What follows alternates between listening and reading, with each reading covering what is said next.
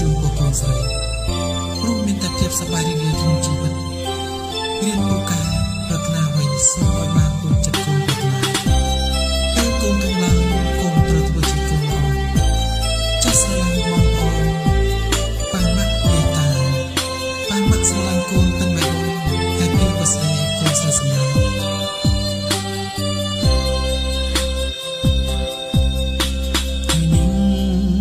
ជាថ្ងៃមង្គលកូនស្រី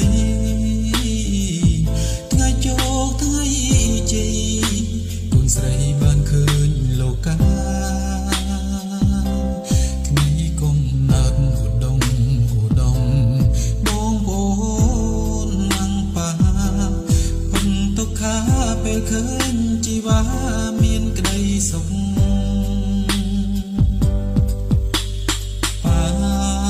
មានអ្វី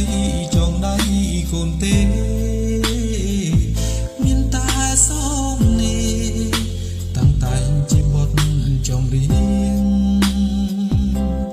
ទុំបីប៉ាមិនមានជំនាញដូចអ្នកចំរៀង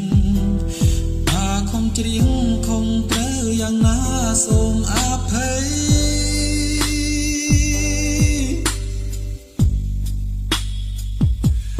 Happy birthday to you សូមឲ្យកូនស្រីប៉ារៀនពូកែឲ្យឆ្លាតវៃអូយឲ្យកូនជុំតែភាពសង្សានប្រាថ្នាអ្វីសូមឲ្យបានកុំខាន Happy birthday កូនស្រីសម្លាញ់ប៉ាធំឡើងកាលណាកូនលោក្នុងគ្រួសារសូមឲ្យមានអ្នកស្រឡាញ់ក្រុមគ្នាកុំឲ្យមានអ្នកចងកាន់ចងពី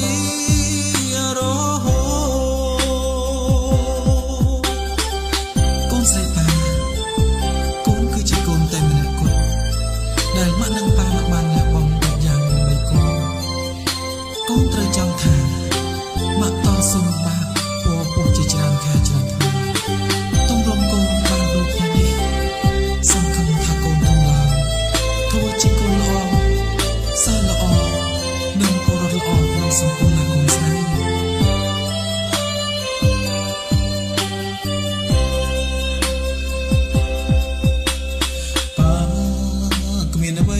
ចងដៃកូនទេ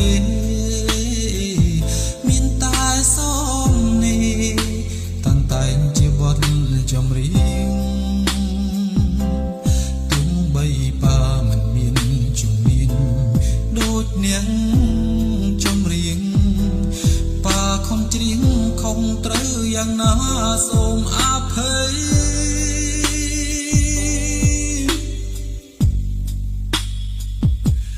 Happy birthday to you